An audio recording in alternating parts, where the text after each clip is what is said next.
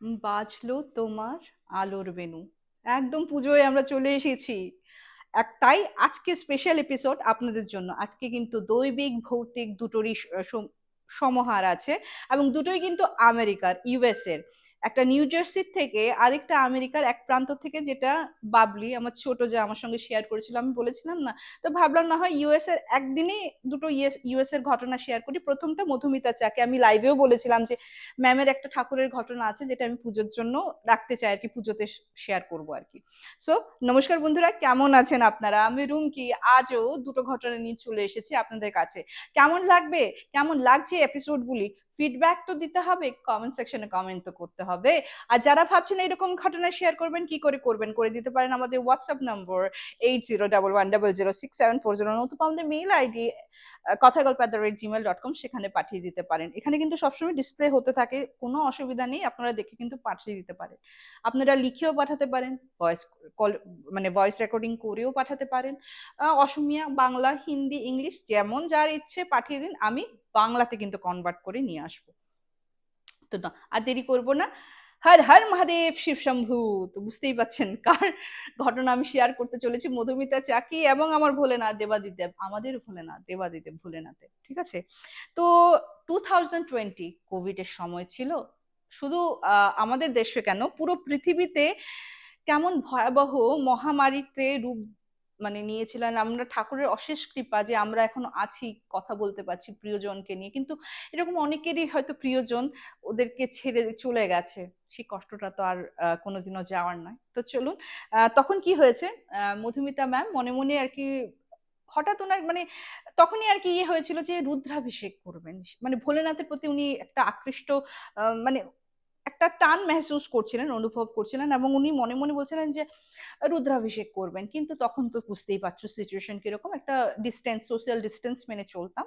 তো এরকম করতে করতে অনেকটা যখন কোভিড ঠিক হয়ে গেল, তখন ওনার সঙ্গে একজন অ্যাস্ট্রোলজারের দেখা হলো। হ্যাঁ, তো আমি হাল ফিলালের কথাই বলছি, 2024 এর কথাই বলছি। হ্যাঁ, তো একজন অ্যাস্ট্রোলজারের সঙ্গে দেখা হলো। তো উনি বললেন ম্যামের এই যে 2024-এর জুলাই থেকে অক্টোবর নভেম্বর অবধি ওনার একটু অসুবিধা আছে আর কি, শারীরিক দিকে।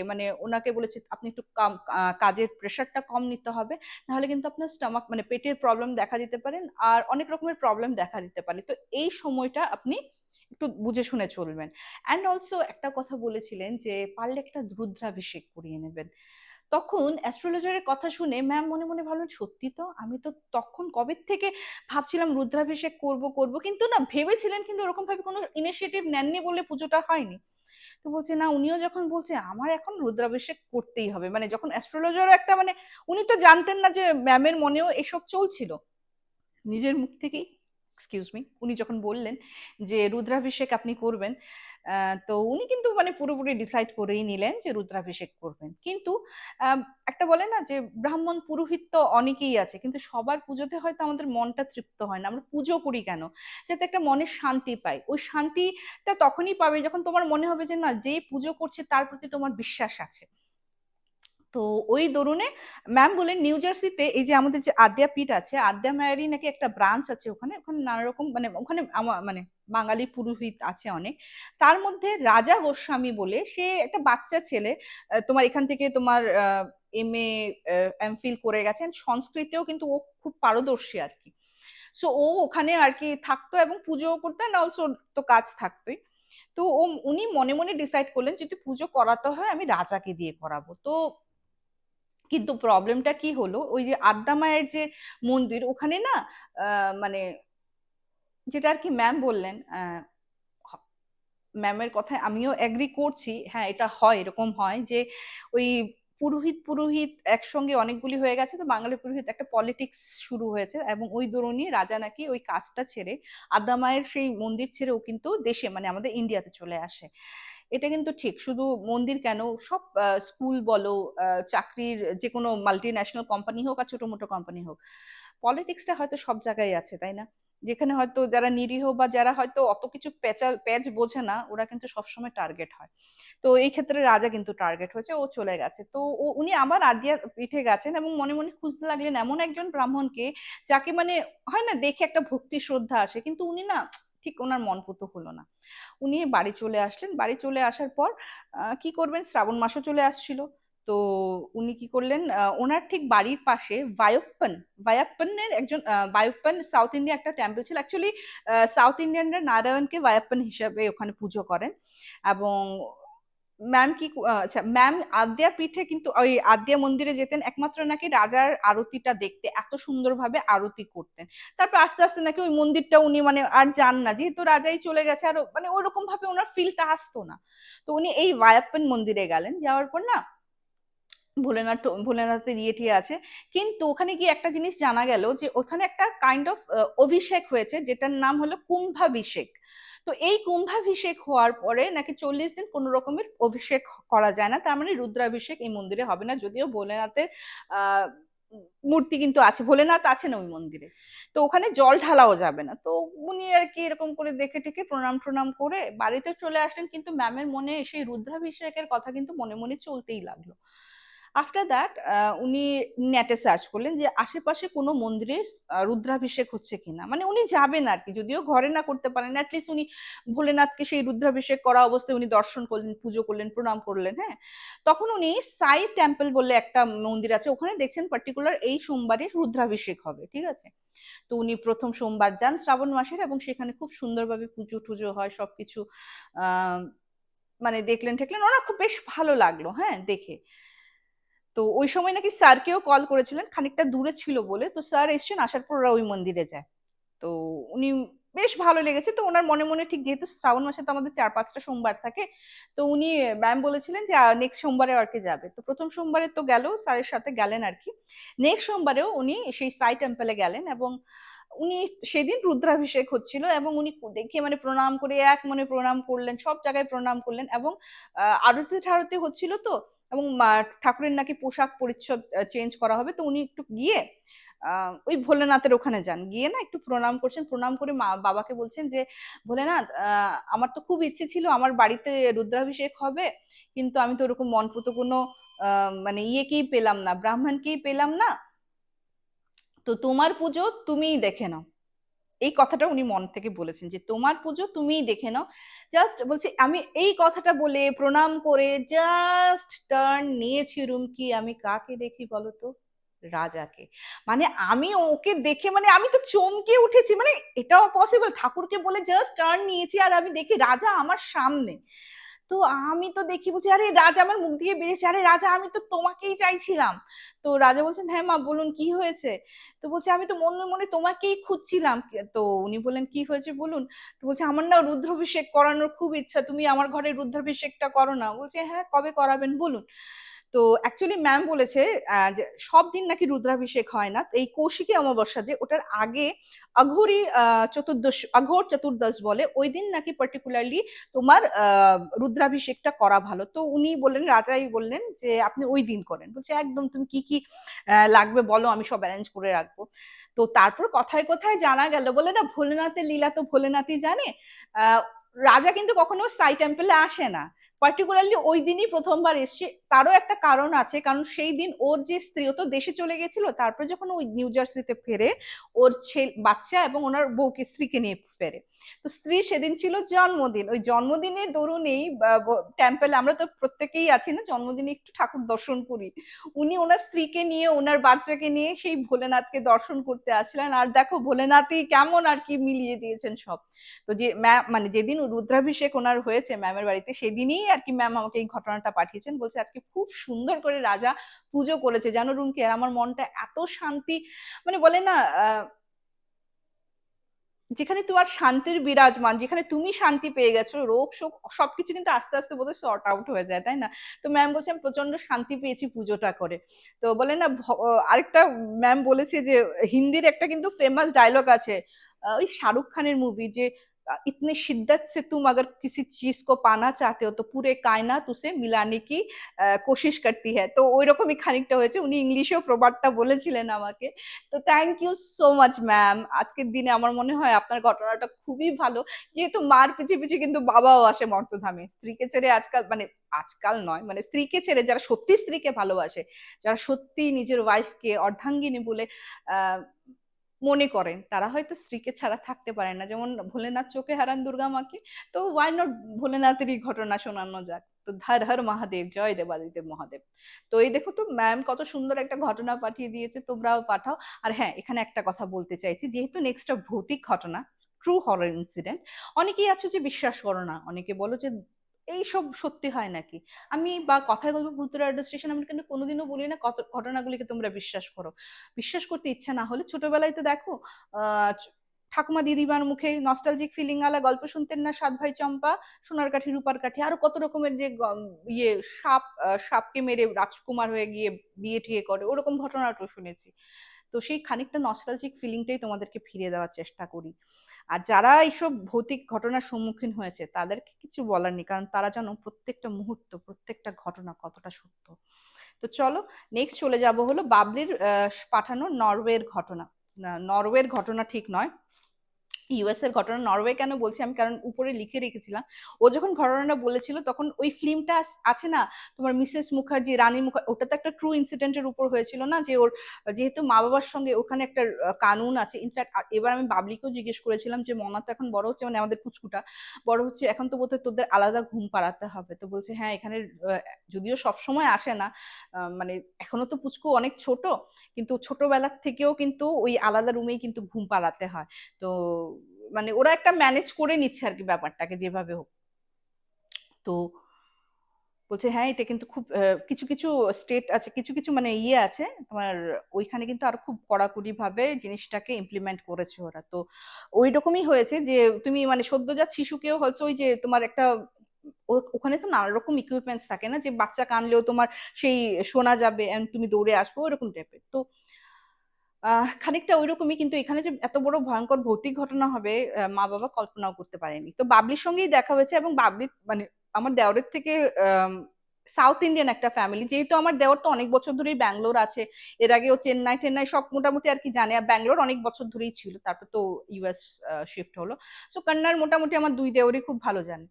তো ওরা কর্ণাটকার পিপল ছিল, and যেহেতু হয় না যে ল্যাঙ্গুয়েজ জানলে একটা আলাদা সাক্ষরতা হয়। আর ইউএসএ বলো, বাঙালি বলে বলো না, বলে বলছি না, যে ইন্ডিয়ান হলেই না একটা মানে আমার দেশের লোক, একটা ওরকম ফিলিংস তো আসেই।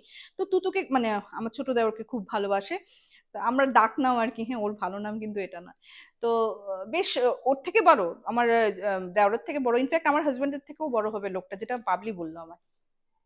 তো একই কোম্পানিতে কাজ করে খুব ভালো সাক্ষরতা হয়েছে, বইয়ের সঙ্গেও ভালো সাক্ষরতা হয়েছে, ওদের সঙ্গে ইনসিডেন্টটা হয়েছে। ওরা ওরা তো বর্তমান টেক্সাস থাকে, টেক্সাসে আসার আগে ওরা অন্য একটা জায়গায় ছিল, জায়গাটার নামটা আমি মেনশন করছি না, বারবার বলে মেনশন করো না দি ভাই, ঠিক আছে। তো ব্যাপারটা কি হয়েছে, ওরা মানে তখন বেশি দিন হয়নি আর কি ইন্ডিয়ার থেকে শিফট হয়েছে, উনি ব্যাঙ্গালোরই ছিলেন, ইঞ্জিনিয়ার ছিলেন।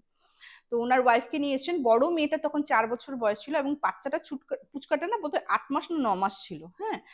তো যেহেতু ওখানে বললাম যে একটা স্ট্রিক্ট একটা রুল আছে যে তোমরা মানে বাচ্চাদেরকে তোমার মা বাবার সাথে ঘুমোতে মানে ঘুমোতে দেয় না আর কি। এটা যদি একবার পুলিশের কানে যায় তো অবস্থা শেষ। ওই যেমন রানী মুখার্জি ফিল্মে, এটা তো রিয়েল ইনসিডেন্টই হয়েছিল, ওটাতে হয়েছিল, তাই না? তো আহ, ঠিক আছে, তো ওরকম ভাবে ওরা সবকিছু রেডি করলো বাচ্চাদের, বাইরের থেকে যাতে ভিতর থেকে লক না করতে পারে, বাইরের থেকে যাতে লকটা খোলা যায়, নানা রকম ইকুইপমেন্টস দিয়ে ওদের পুরোপুরি মানে ওয়েল ইকুইপড আর কি রুমটা। ওখানে বড় মেয়ের জন্য একটা আলাদা রুম, মানে 4 বছরের বাচ্চাদের জন্য, ছোট বাচ্চাটার জন্য ওরকম মানে ওই যে দোলনা টাইপের আর কি, বড় বড় যাতে পড়ে না যায় ওরকম টাইপের, হ্যাঁ। তো ব্যাপারটা কি হয়েছে, বাবলি যেটা বললো যে বলে উনি যে আমাকে বললেন, মানে ভদ্রমহিলা যে আমাকে বললেন যে জানো, যখন মানে স্যার মানে ওনার হাজবেন্ডকে বলছে ও যখন না থাকতো তখনই প্রবলেম হতো, আর ও যখন থাকতো কোনো রকম প্রবলেম হতো না। তখন না মানে বাবলি বলছে যে আমি জিজ্ঞেস করেছি এটা কি তুমি ভয়ের থেকে হয়েছে, অনেক সময় হয় না ভয় পেলে মানুষ তো নানা রকম মানে হ্যালুসিনেট করতে থাকে, এমন কিছু দেখতে থাকে যেটা হয়তো সত্যি নয়। তো বলছি না না, আমি তো মানে আমি অত ভীতু নই, আমি ছোটবেলা থেকে একা থাকার অভ্যাস আছে, বিকজ আমার মা প্যারেন্টসরা মানে দুজনেই মানে কর্মসূত্রে আর কি বাইরে থাকতেন, আমার একা রাত্র 9টা 10টা অবধি থাকার অভ্যাস আছে, আমি ছোটবেলার থেকে হ্যাবিচুয়েটেড, আমি ভয় পাই না। কিন্তু এখানে প্রবলেমটা দেখলাম এই বাড়িতে আসার সময়, আসার পর দেখলাম কি যখনই আমার হাজবেন্ড থাকে না তত প্রবলেম। প্রথম কি হয়েছে, আহ ও তো চলে গেছে, বাচ্চা দুটোকে ঘুম পাড়িয়ে আমি শুয়েছি, স্পষ্ট আমার না কান্নার আওয়াজ, মানে যেমন খুব হিচকি তুলে তুলে বাচ্চা আর কি কাঁদছে, ছোট্ট বাচ্চা বলছে। আমারটা তো ধরো 8 9 মাস, কিন্তু ওরকম না, ধরো 1 2 মাসের বাচ্চা যেমন দেখবে প্রত্যেকটা মাস যেতে যেতে বাচ্চাদের কান্নার ধরনও কিন্তু চেঞ্জ হয়। তো উনি না ওনার ছেলেই ভেবেছেন, প্রচন্ড ধরপড়িয়ে উঠেছেন, উঠে গিয়ে দেখে না ছেলে তো ঘুমোচ্ছে অচৈতন্য, মানে বোঝাই যাচ্ছে যে ও জাগা ছিল না। ঠিক আছে। তো বাচ্চা মেয়েটা হঠাৎ মানে ওনার ধরো ওই 1-2 দিনের জন্যই বাইরে যেতেন, আবার চলে আসতেন। তো হঠাৎ না ডাইনিং টেবিলে খেতে বসে তখন বাচ্চা মেয়েটা বলছে ওর আপ্পাকে, মানে বাবাকে বলছে যে আমার না ভয় লাগে, আমি না তোমাদের সঙ্গে ঘুমোবো। তো ওর বাবা ওকে বলছে, এ ব্রেভ গার্ল, তুমি এত বড় বিগ গার্ল হয়ে গেছো, তোমার একটা স্মল ব্রাদার চলে এসছে, তুমি স্ট্রং না হলে হবে? তো নানা রকম বুঝিয়ে বাজিয়ে বলছে না ওখানে না একটা আছে, ও আমাকে ভয় দেখায়। হ্যাঁ, ওর কন্নড় ল্যাঙ্গুয়েজে বলছিল, কন্নড় আর ইংলিশ মিশিয়ে বলছিল যে আমাকে ও ভয় দেখায়, আমার না ভালো লাগে না ওই রুমটাতে থাকতে। তো বলছে যে no, you are a brave girl. হ্যাঁ, তো এগুলি ওকে ওকে ভাগিয়ে দাও, ওকে বলবে যে এটা তোমার ঘর, ও কেন এখানে এসছে উইদাউট পারমিশন, তুমি ওকে ভাগিয়ে দেবে, এরকম করে ওকে চেয়ার আপ করছে। ঠিক আছে, বাচ্চা মেয়ে তো, বাবা যেমন বুঝিয়েছে আর বাবাকে ভালোবাসে এরকম বুঝে গেছে। একদিন কি হয়েছে, আহ আবার ভদ্রলোক বাইরে গেছেন হঠাৎ, মানে তোমার বিকেল বেলা তো ওই বাচ্চাদের মানে বড় বাচ্চাটাকে কিছু খেতে দেবে এবং ছোট বাচ্চাটাকে নিয়ে উনি ওই রকম ভাবে খাওয়াবেন আর কি। তো হঠাৎ দেখি দুটো বাচ্চা ঘুমিয়ে দুপুরবেলা ঘুম পাড়িয়েছিল, দরজা খুলতে গেছে দেখি দরজা ভেতর থেকে লক। বলছে ভিতর থেকে লক তো হওয়া পসিবলই না, কারণ আমি এরকম ভাবে আমরা অ্যারেঞ্জ করেছি যাতে ভিতর থেকে লক না হয়, বাইরে থেকে আমরা খুলতে পারি, বাইরে থেকে খুলতে পারছি না। মানে আমি ভয় শেষ, আমার হাজবেন্ডকে ফোন করলাম, তো হাজবেন্ড বলছে দাঁড়াও আমি দেখি কাউকে যদি পাই। তো ওখানে তো একটা ফোন করলেই দেখো অনেক রকমের লোক হেল্প করতে চলে আসে, তো ওরকম ওরা এসে তারপর দরজাটার লকটা বোধহয় ভাঙতে হয়েছে, তারপর বাচ্চা দুটোকে রেস্কিউ করেছে। তো তখন ওরাও অবাক হয়ে গেছে, বলছে যে সিস্টেমটা তো এরকম না, সিস্টেমটা তো ঠিকই ছিল যে ভিতর থেকে তো লক হওয়ার কোনো কথা নেই, এটা তো অনলি বাইরের থেকেই খুলবে। আর বাচ্চাদের রুমে তো অনেক রকমের ভেবে চিন্তে কিন্তু ওরা ইকুইপমেন্টস গুলি লাগায়, ইনফ্যাক্ট ওইখানের মানুষরাও মানে। তো ঠিক আছে, এই গেল। তখন ওর বউটা কিন্তু ওর হাজব্যান্ডকে বলছে আমি বলেছিলাম না এই বাড়িতে কিছু প্রবলেম আছে, তো ওর হাজব্যান্ড কিছুতেই মানতে নারাজ। তোমার 31st বোধহয় হ্যালোউইন নাইট হয়, রাইট? হ্যাঁ। তো হ্যালোউইন নাইটের দিন ওখানে তো জানো বাচ্চারা কিরকম সেজে সুজে আসে। তো ওদের কাছে তো নতুন ছিল, যেহেতু প্রথম প্রথম গেছিল শুনেছিল, কিন্তু ওই রকম করে সেজে আসা ওই এক্সপিরিয়েন্সটা তো প্রথম। ছোট বাচ্চাটা হঠাৎ ওর মাকে বলছে মা মাসি, মা দেখো দেখো, ওই যে ওই বাচ্চাটা দেখছে, একটা বাচ্চা মানে কি কালো আলখেল্লা গাউন পরেছে, বাচ্চাটার মুখ পুরো হোয়াইট, খালি চোখের এই সাইডটা না পুরো মানে কালো কয়লা বা কাজল দিয়ে এরকম করে রেখেছে। বলছি ওই আসে আমার ঘরে, ওই আসে আমাকে ভয় দেখায়, হ্যাঁ আমাকে প্রচন্ড ভয় দেখায়। তো বলছে যে কি বলছো তুমি, যে না না এরকম করে ওকে অনেক কিছু বোঝায়, ও তো ভয়ে শেষ, বলছে ও আসে আমাকে প্রচন্ড ভয় দেখায়। সেদিন দেখেছি আমার ক্লোজেট মানে আমার ওদের ওয়ার্ড্রোব যেটা থাকে ক্লোজেট বলে, ওটার থেকে বাইরে এসে আমাকে খুব ইয়ে করেছে, বলছে তোমরা এখান থেকে চলে যাও, কেন এসছো আমার ঘরেতে, এরকম করে বলছে। তো ওর মা বিশ্বাস করছে, বাবা কিছুতেই বিশ্বাস করে না। ওই দিন রাত্রেই ছড়লো আরেকটা ঘটনা, সেটা হলো বাচ্চাটা ঘুমিয়ে আছে আর আমি বললাম না ইকুইপমেন্টস লাগানো থাকে, ওরা মানে ওদের বেডরুম থেকে শুনতে পাচ্ছে বাচ্চা মেয়েটা না কুকাচ্ছে, উম, এরকম করে কুকাচ্ছে। হ্যাঁ। তো ভেবেছে হয়তো জ্বর টর এসছে, গিয়ে দেখে ওই 4 বছরের বাচ্চা মেয়েটার যে বালিশ হোয়াইট পিলোটা পুরো রেড হয়ে গেছে, ব্লাডে ব্লাড। সঙ্গে সঙ্গে ওরা এমার্জেন্সিতে কল করলো, বললো এই মানে ইমার্জেন্সি এসে রয়েছে। তারপর তো অ্যাম্বুলেন্সে করে নিয়ে গিয়ে ওকে ডক্টরকে দেখিয়েছে, ডক্টর বলছে যে না এটা অতিরিক্ত ড্রাইনেসের জন্য কখনো কখনো হয়, তো ওটাই ব্লিড হয়েছে আর কি। কিন্তু নিজের বাচ্চা মেয়ের ওরকম রক্ত দেখে বাচ্চাটা বলছিল যে ও এসে ভয় দেখিয়েছে, ইয়ে করেছে, ও ভয় পেয়ে মানে ফেইন্ট, মানে বলছে আমি আর কিছু মনে নেই, মানে ফেইন্টের মতো হয়ে গেছিল আর কি। হ্যাঁ। তারপর কখন ওর নাক দিয়ে রক্ত বেরোলো, কখন যে পুরো বালিশ ভিজলো, বাচ্চা মেয়েটা কিন্তু বলতে পারে না, খালি ও গুঙ্গাচ্ছিল। হ্যাঁ।